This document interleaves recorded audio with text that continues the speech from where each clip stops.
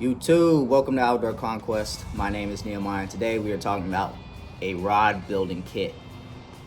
This kit is a beginner's kit. It's got everything you need to start building rods in your garage and get started. I'm not sponsored by Mudhole. I do think they make great products. I like all their instructional videos, and I think it's just something that I was always curious in, and want to just talk about it and give my take on it. So, if you like what you see, like and subscribe.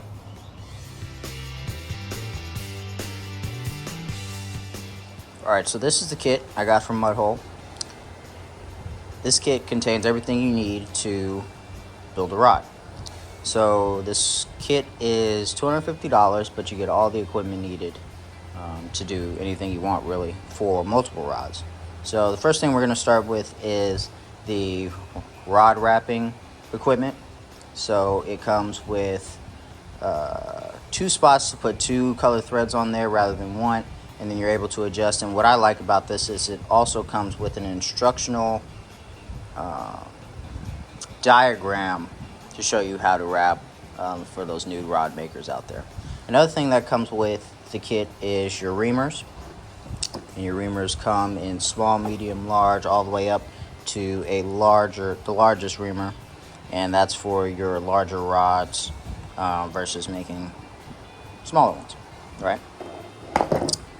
The next thing is tape. There's 3 sizes of tape that they give you in the kit, and this tape can be used to mark your line guides, apply handle or reel seats to your rods, and also to attach the line guides to your rod itself. Next thing they'll give you is a measuring device that is electronic and works straight out the box. You do have to put the batteries in, but you can precisely measure where you're placing your line guides, the spacing between the color thread and the line guide itself, and just other applications for this device.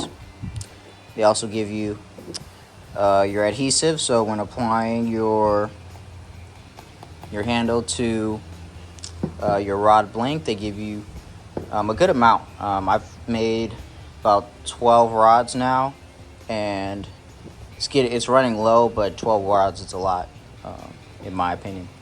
It also comes with the epoxy resin you'll need to epoxy your threads after you have applied them with the line guides on the rod. It also comes with the color preserver, and this is if you prefer to keep the original color, or when you apply the epoxy will darken slightly and it won't be the original color you started with. So depending on what color, for example, like white tends to gray. Once you add epoxy, this can kind of help it stay a little brighter. You get some mixing sticks. You get a syringe. You get 2 of them for the different epoxies. I don't know where the other one went. And then you get a pack of razor blades to cut the thread once you're done tying. You get an extra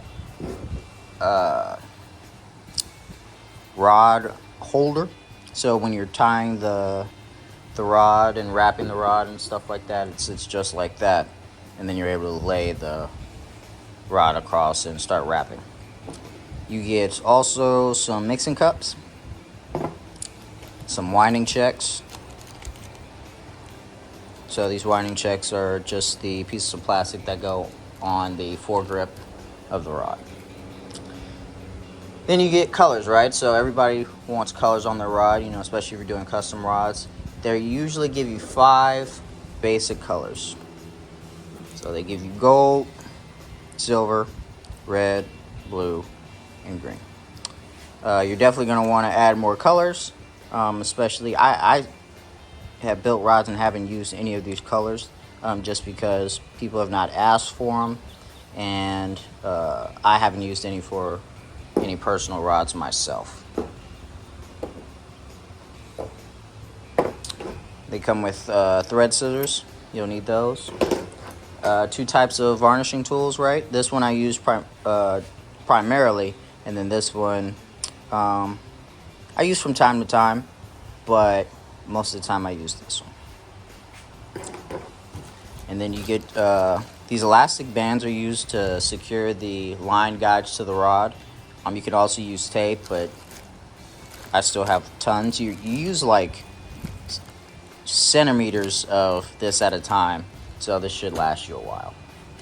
You have a China marker, and then you have a paintbrush used to apply the epoxy to the thread on the rod itself. Another thing they give you is a tip-top measuring device.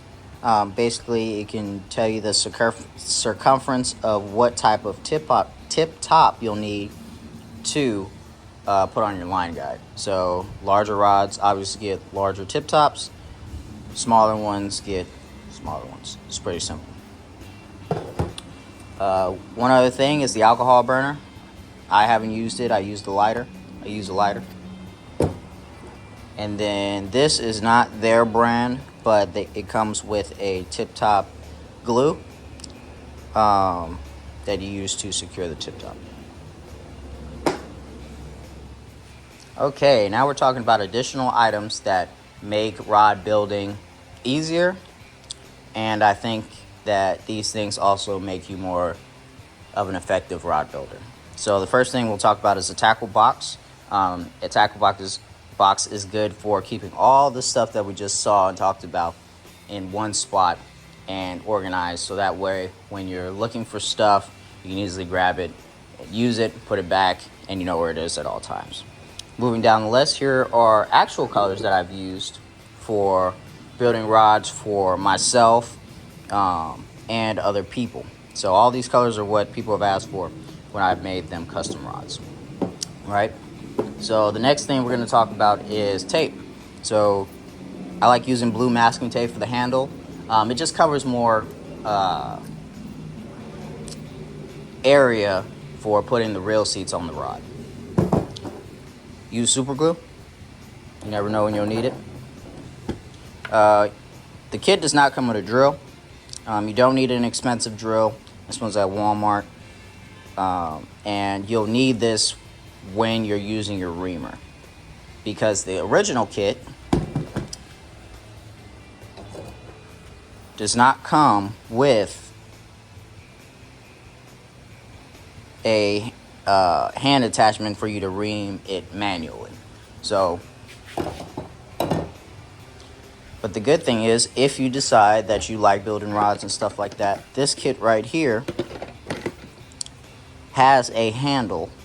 So you can either, I just grab the biggest one, attach it, screw it on, it's ready to ream. So this is for sizing your handle to the rod blank. But what's good about this also is, if I can get this open,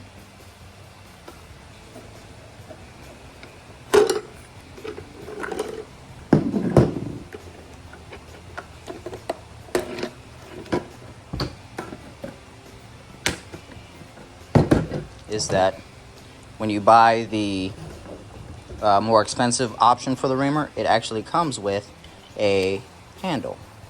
That way you're able to, if your drill dies or you don't own a drill, you can hand ream.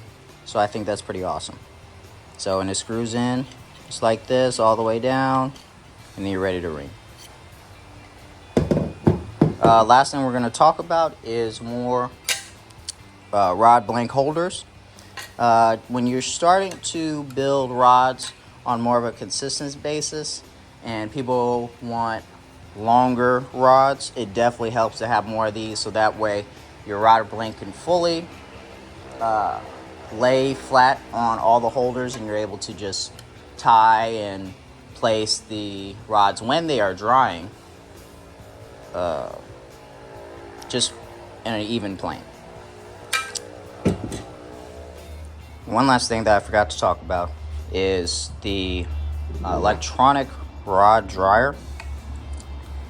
This is used, so you place, once your rod is finished, You place it on your rod holders, put the handle into this hole right here, turn it on, and the motor spins it and lets the rod dry evenly when you have the epoxy on.